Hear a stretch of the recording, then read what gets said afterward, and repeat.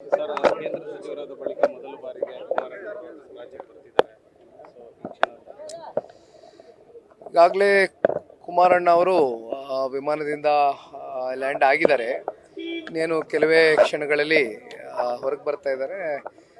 ಸಾಕಷ್ಟು ಒಂದು ನಿರೀಕ್ಷೆಗಳು, ಅವ್ರನ್ನ ಭೇಟಿ ಮಾಡಬೇಕು, ಅವ್ರನ್ನ ಭಾಳ ಸ್ವಾಗತದಿಂದ ಬರಮಾಡ್ಕೊಳ್ಬೇಕು ನಮ್ಮ ರಾಜ್ಯಕ್ಕೆ ಅಂತಕ್ಕಂಥದ್ದು. ಮೊದಲನೇ ಬಾರಿ ತಾವು ಹೇಳ್ದಂಗೆ ಇವತ್ತು ಕೆಂಪೇಗೌಡ ಇಂಟರ್ನ್ಯಾಷನಲ್ ಏರ್ಪೋರ್ಟ್ಗೆ ಬೆಂಗಳೂರಿಗೆ ಏನು ಬರ್ತಾ ಇದ್ದಾರೆ, ಸಾಕಷ್ಟು ಜನ ನಮ್ಮ ಪಕ್ಷದ ಕಾರ್ಯಕರ್ತರುಗಳು ಅತ್ಯಂತ ಉತ್ಸಾಹಕತೆಯಿಂದ ಅವರವ್ರದೇ ಆದಂಥ ರೀತಿಯಲ್ಲಿ ಇವತ್ತು ಮಾನ್ಯ ಕುಮಾರಣ್ಣ ಅವ್ರನ್ನ ಬರಮಾಡ್ಕೊಳ್ಳಿಕ್ಕೆ ಎಲ್ಲರೂ ಇವತ್ತು ಕಾತರದಿಂದ ಕಾಯ್ತಾ ಇದ್ದಾರೆ.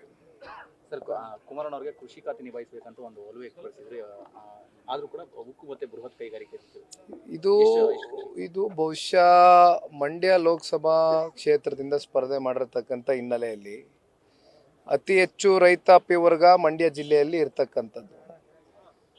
ಕುಮಾರಣ್ಣ ಅವರು 2ನೇ ಬಾರಿ ರಾಜ್ಯದ ಮುಖ್ಯಮಂತ್ರಿ ಆದಂಥ ಸಂದರ್ಭದಲ್ಲಿ ರೈತರ ಸಾಲ ಮನ್ನಾ ಮಾಡಿರ್ತಕ್ಕಂಥ ಒಂದು ಹಿನ್ನೆಲೆ. ಬಹುಶಃ ಇದನ್ನೆಲ್ಲ ಗಮನದಲ್ಲಿ ಇಟ್ಕೊಂಡು ಸಾಕಷ್ಟು ಮಂಡ್ಯದಲ್ಲೇ ಒಂದು ಚರ್ಚೆ ಪ್ರಾರಂಭ ಆಯಿತು. ಚುನಾವಣೆ ಸಂದರ್ಭದಲ್ಲಿ ಪಕ್ಷದ ಕಾರ್ಯಕರ್ತರಲ್ಲಿ ಒಂದು ಚರ್ಚೆ ಇತ್ತು. ಒಂದು ಮನಸ್ಸಲ್ಲಿ ಇನ್ನೊಂದು ಕಡೆ ಕೃಷಿ ಖಾತೆ ಸಿಕ್ಕದಂಥ ಸಂದರ್ಭದಲ್ಲಿ ರೈತರ ಪರವಾಗಿ ಅತಿ ಹೆಚ್ಚು ಕೆಲಸವನ್ನು ಮಾಡ್ತಕ್ಕಂಥದ್ದಕ್ಕೆ ಒಂದು ಅವಕಾಶ ಆಗುತ್ತೆ ಅಂತಕ್ಕಂಥದ್ದು. ಆದರೆ ಇವತ್ತು ಏನು ಹೆವಿ ಇಂಡಸ್ಟ್ರೀಸ್ ಮತ್ತು ಸ್ಟೀಲು ಇವೆರಡು ಖಾತೆಗಳನ್ನ ಕೊಟ್ಟಿದ್ದಾರೆ.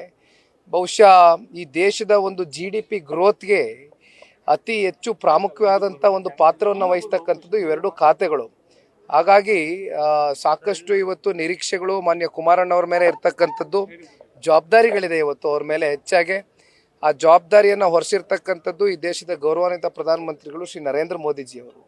ಹಾಗಾಗಿ ಹಿಂದೆ ಕುಮಾರಣ್ಣ ಅವರು ರಾಜ್ಯದ ಮುಖ್ಯಮಂತ್ರಿಗಳಿದ್ದಾಗ ಯಾವ ರೀತಿ ಅವರ ಕಾರ್ಯವೈಖರಿ, ಅವರ ಕಾರ್ಯ ಚಟುವಟಿಕೆಗಳಿರ್ಬೋದು, ಯಾವ ರೀತಿ ಅವ್ರ ಕಾರ್ಯಕ್ರಮಗಳು ಕೊಟ್ಟಿದ್ದಾರೆ, ಬಹುಶಃ ಅವರ ದೀರ್ಘಕಾಲದ ರಾಜಕಾರಣದ ಅನುಭವವನ್ನು ಈ ದೇಶ ಮತ್ತು ನಮ್ಮ ರಾಜ್ಯವನ್ನು ಕಟ್ತಕ್ಕಂಥದ್ದಕ್ಕೆ ಇವತ್ತು ಕುಮಾರಣ್ಣ ಅವರು ಮುಂದಾಗ್ತಾರೆ ಅಂತಕ್ಕಂಥದ್ದು ನಾವೆಲ್ಲ ನಂಬಿದ್ದೇವೆ. ಇದ್ರ ಬಗ್ಗೆ ಅನೇಕ ಸಂದರ್ಭದಲ್ಲಿ ಹೇಳಿದ್ದೀನಿ, ನೆನ್ನೆನೂ ಪ್ರೆಸ್ ಮೀಟ್ ಮಾಡಿದ್ದೀನಿ. ಪದೇ ಪದೇ ಇದ್ರ ಬಗ್ಗೆ ಚರ್ಚೆ ಮಾಡ್ತಕ್ಕಂಥದ್ದು ಸೂಕ್ತ ಅಲ್ಲ.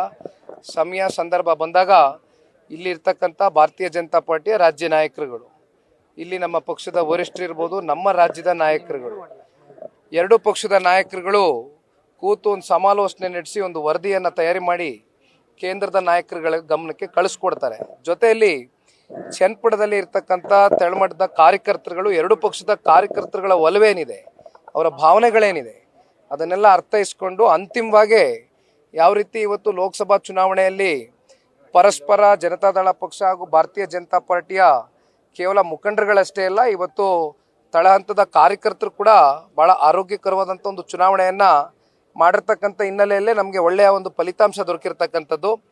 ಹಾಗಾಗಿ ಇವತ್ತು ಕಾಂಗ್ರೆಸ್ ಮುಕ್ತ ರಾಜ್ಯವನ್ನು ಮಾಡ್ತಕ್ಕಂಥದ್ದಕ್ಕೆ ಚನ್ನಪಟ್ಟಣದಿಂದನೇ ಮತ್ತೊಮ್ಮೆ ನಾವು ಪ್ರಾರಂಭ ಮಾಡ್ತೇವೆ ಅಂತಕ್ಕಂಥದ್ದು ಭಾಳ ಸ್ಪಷ್ಟವಾಗಿ ಹೇಳ್ತೀವಿ. Thank you. ನ್ಯೂಸ್ ಫಸ್ಟ್, ನಿರ್ಭೀತಿಯಿಂದ ನಿಮ್ಮ ಪರವಾಗಿ.